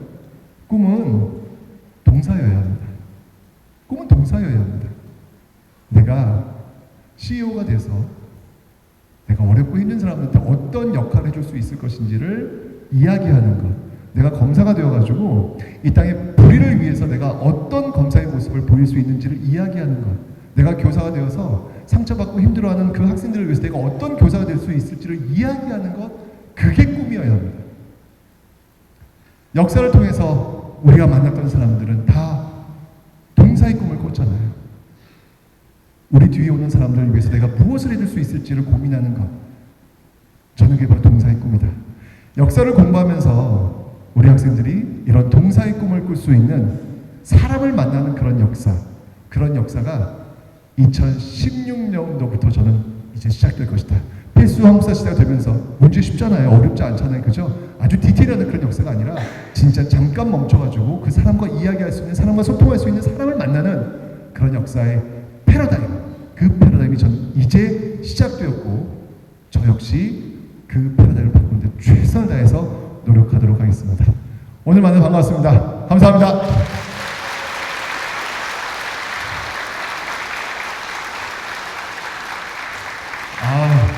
오늘 참 좋네요. 네. 자, 제가 그러면 이제 질의응답을 한번 좀 받아보도록 하죠. 자, 질문 있으신 분 한번 손 들으셔가지고요. 뭐 질문 한번 던져주시기 바랍니다. 네, 이게 참 묘한 게 맨 처음에 질문 안 하다가 누가 딱 한 손 들고 그다음부터 볼물 터지더라고요. 자, 누구? 네, 여기 마스크 소녀. 제가 올라갈까요? 네. 이거 뭐예요? 왜 초콜릿이 이렇게 많아요? 우와. 네, 질문. 안녕하세요. 제가 그 선생님의 강의를 듣고 있는 많은 대한민국의 청소년 중에 한 명으로서 사실 처음 선생님 강의를 듣는 거는 단순히 솔직히 시험을 잘 보고 싶었던 게 컸어요. 근데 강의를 들으면서 역사뿐만 아니라 어떻게 역사를 바라봐야 되는지, 세상을 살아가야 되는지에 대해서 많이 말씀을 해주셔서 되게 선생님의 강의를 들으면서 아, 나도 저렇게 다른 사람에게 어떻게 살아가야 되는지 알려주는 사람이 되고 싶다라는 생각이 들어서 교사라는 꿈을, 제가 많은 꿈을 가지고 있는데 그 중에 하나 교사라는 그 장래 희망을 품고 있는데, 선생님이 아까 우리가 역사를 살아가는 많은 사람들의 꿈에 대해서 물어보자라고 하셨잖아요. 근데 우리도 지금 하나 역사 속에 살고 있는 사람들이잖아요. 역사 속에 살고 있는 사람들 중에 한 분으로서 선생님이 교사라는 직업을 가지고, 교사로서 어떤 꿈을 가지고 있는지에 대해서 궁금해요. 뭐야, 이 제주도 왜 이래 이거? 아니, 제가 알아요. 이 제주도가 그거 아세요? 전국 수능 성적 늘 1위가 제주도라는 거? 평균? 네, 그래서 제가 이 제주도는 좀 다른 곳이다라는 걸 제가 알고 있는데, 이거 색깔 있네. 이런 친구예요. 이런 친구가 바로 이제 학생부 종합 중에 가장 적합한.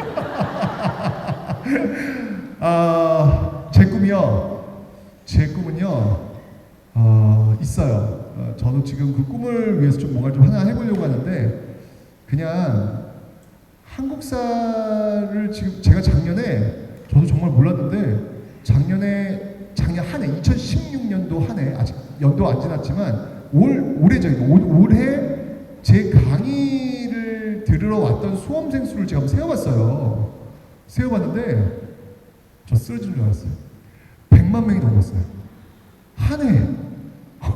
저도 너무 깜짝 놀라가지고 좀 두렵더라고요. 이거 너무 많다, 부담스럽다, 너무 많다라는 생각이 드는데, 그 한국사를 요구하는 그 계층이 너무 다양하세요. 저는 사실 이제 고등학교 3학년만을 좀 대상으로 좀 하고 있는데 초등학생도 있고 중학생도 있고 성인도 있고, 그래서 제가 그러니까 나 한국사 공부를 좀 하고 싶어. 근데 좀 의미 있는 그런 역사, 사람을 만날 수 있는 어떤 그런 역사 좀 하고 싶어 라고 하는 사람들에게 그 계층별로 좀 그걸 하나 모아놓을 수 있는 어떤 그런 사이트를 하나 좀 만들어 보고 싶다라는 그런 꿈이 예전부터 있었어요. 예전부터 있어가지고 제가 한번 그 꿈을 한번 만들어 보려고 한번 했는데, 이게 지금 아무도 가보지 않은 길이라서 이게 될런지 몰라요. 제가 그래서 올해로 제가 학교를 이제 그만둡니다. 그만두고요. 제가 그 무료 한국사 그 사이트를 하나 좀 만들어 보려고 해요. 초등학생이건 중학생이건 성인이건 전부 다 와서 활동을 할 수 있는 그런 걸 한번 만들어 보려고 하는데, 이게 지금 아무래도 그런 모델이 없어가지고 제가 처음 하는 거라서 어떻게 될지 모르겠어요. 근데 일단 한번 제가 좌충우돌 한번 부딪혀 보겠습니다. 제 꿈을 한번. 네, 감사합니다. 제가 학생들한테 항상 하는 얘기가 있어요. 한 번의 젊음 어떻게 살 것인가. 이 한 번의 젊음 어떻게 살 것인가라고 하는 이 문구가 아웃풋, 그냥 내뱉을 때는 그냥 그냥 진부한 어떤 그런 말이 있지만 인풋 딱 들어와가지고 답을 구할 때는 굉장히 묵직한 화두로 다가옵니다. 제가 한번 여쭤볼게요. 우리 학생들한테 한번 제가 여쭤볼게요. 자, 여러분 한번 답을 한번 찾아보세요. 자, 미안한 말이지만 우리는 이제 점점 작아지면서 결국은 흙이 될 겁니다. 그건 어쩔 수가 없어요. 우리는 늘 죽음을 항상 기다리면서 살 수밖에 없습니다. 딱 한 번입니다. 자, 여러분들 딱 한 번, 한 번의 인생, 한 번의 젊음 어떻게 사시겠습니까? 쉬운 답이 나오지 않을 거예요. 굉장히 묵직한 화두를 올 텐데 답을 바로 구할 수는 없겠지만 항상 여러분들이 어떤 선택을 할 때 어떤 순간이 놓여졌을 때 꼭 이 질문만큼은 잊지 마세요. 그리고 한번 물어보세요. 한 번의 젊음, 난 어떻게 살 것인가? 딱 한 번인데 어떻게 살 것인가? 라는 질문을 스스로 하시고 답을 얻으셨다면 그리고 그 답의 질문에 의해서 선택을 하셨다면 그 선택은 나쁘지 않을 겁니다. 나쁘지 않을 겁니다. 지금 우리 학생이 물어본 것처럼 저 역시 제가 학생들과 나누고 싶었던 질문은 저한테도 하고 있는 거예요. 나는 그럼 어떻게 살 것인가? 예, 그 젊음을 저도 의미 있는, 저도 꿈이 동사입니다. 저도 그 동사이즘 꿈을 꾸고 있으니까 한번 우리 모두 다 한번 누군가에게 도움이 될 수 있는 내가 제일 잘하는 것 같고 누구랑 비교해서 잘하는 거 말고요. 내가 제일 잘하는 나의 능력 중에서 제일 잘하는 것 같고 누군가에게 도움이 될 수 있는 삶을 산다면 그 삶은 참 행복해질 것이다 라고 저는 믿고 있습니다. 열심히 한번 해보겠습니다. 감사합니다. 자, 또 질문이요. 질문이 수준이 좀 가까이 있는 마이크 아까 어디 갔어요? 네, 여기. 네. 몇 학년이에요? 고일. 네. 질문. 네. 미치겠네. 여기 지금 질문들이 이렇게 무서워. 국정교과서는 일단 제가 그쪽 얘기를 좀 알고 있는데요. 제가 볼 때 내년 3월에는 아마 국정교과서 못 만나실 것 같아요. 못 만나고 내후년으로 지금 일단 그 운명이 뒤로 연기가 된 것 같습니다. 그리고 이제 만약에 이제 이 대선이 치러지게 되면 그래서 여당과 야당이 바뀌게 되면 아마 국정교과서는 폐기가 아마 될 거예요. 아마 그런 식으로 할 건데 지금 상황이 근데 그건 어떻게 될지 모르잖아요. 그죠? 모르는데 저는 그렇습니다. 국정교과서의 어떤 내용을 좀 떠나서 어떤 지금 21세기 살아가고 있는 우리 학생들이 살아가고 있는 시대는 정말 다양성의 시대예요. 다양성의 시대입니다.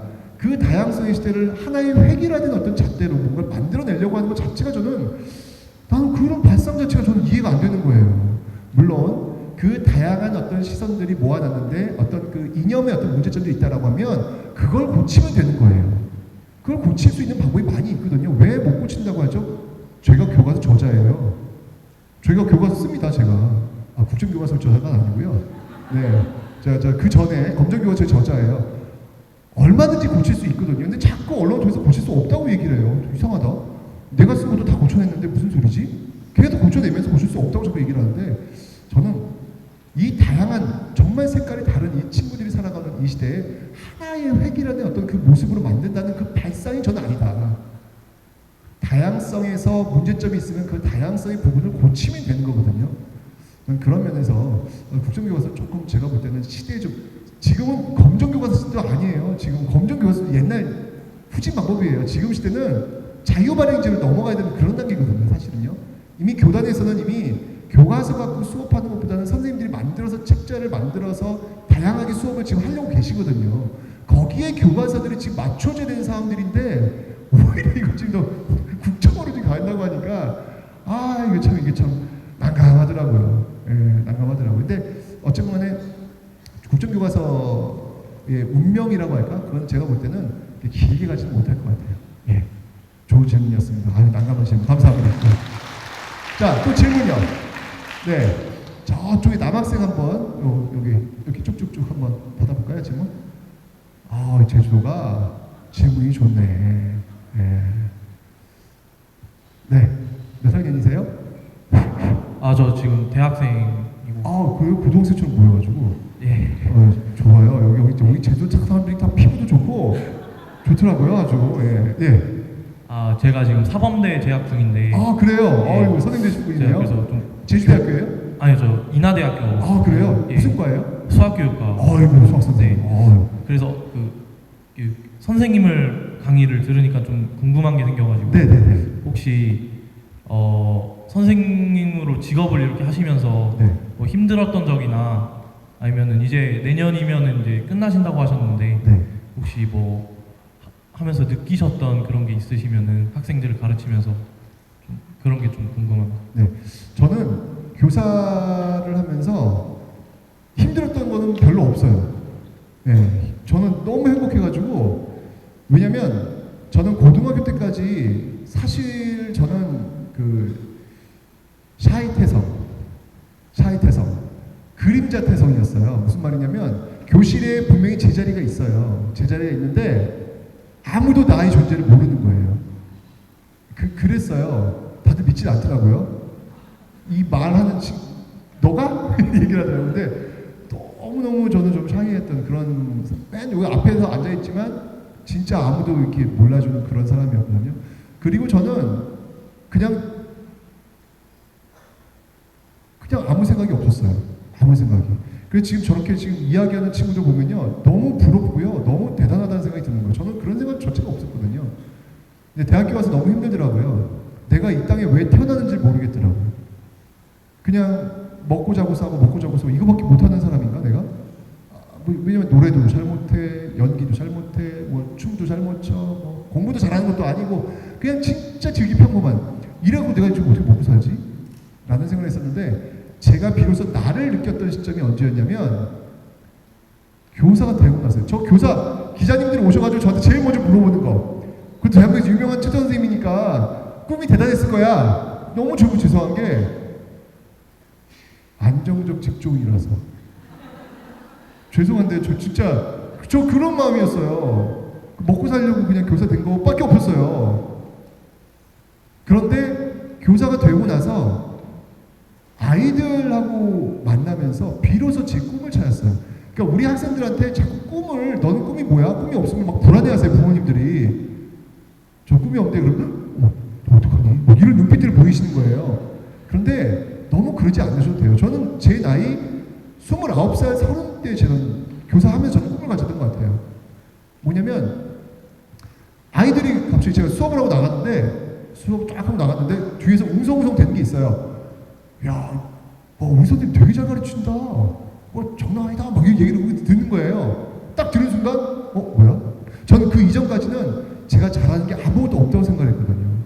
근데 그 친구들 얘기를 딱 듣는 순간, 뭐야? 나도 잘하는 게 있나 보다.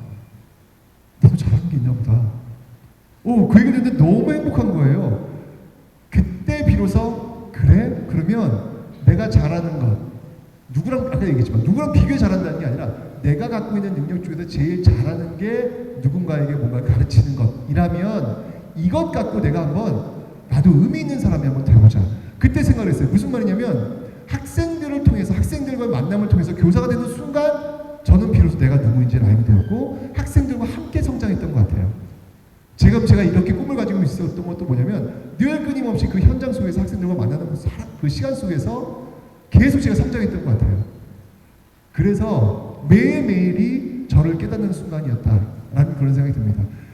교사는 학생들만 성장을 시키는 존재가 아니라요, 학생들을 통해서 함께 성장하는 것이 저는 교사다 라고 믿습니다.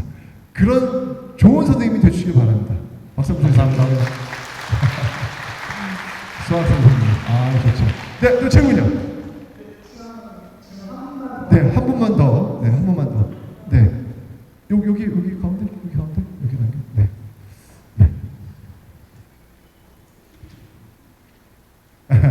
몇 학년이세요?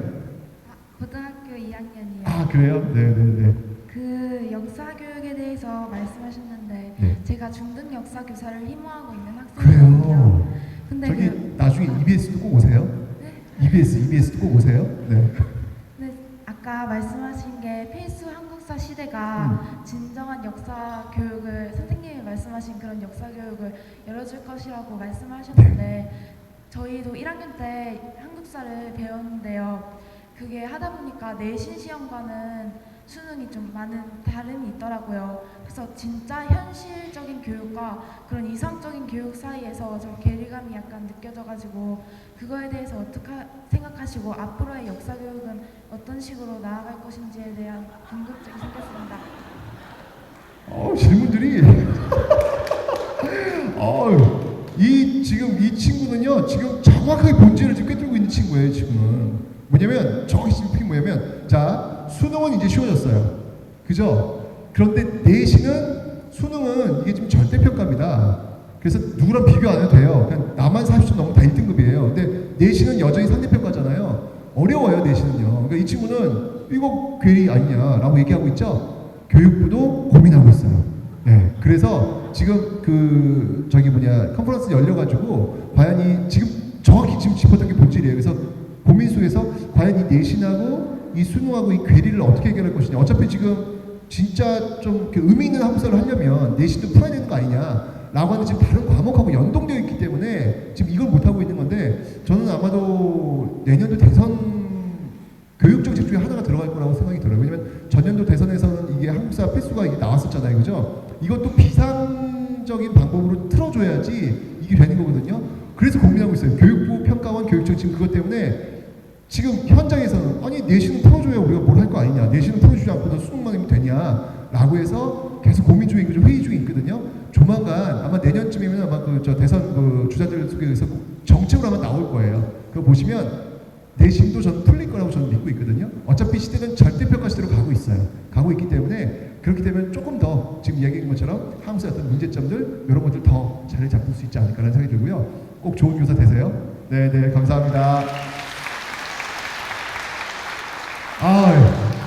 저기 딱 왔는데 백록당이 보이더라고요. 너무 행복했어요. 너무 좋고. 그런데 저 멋진 백록당보다 여기 앉아 계신 분들이 더 멋있습니다. 질문들이 장난이 아니네요.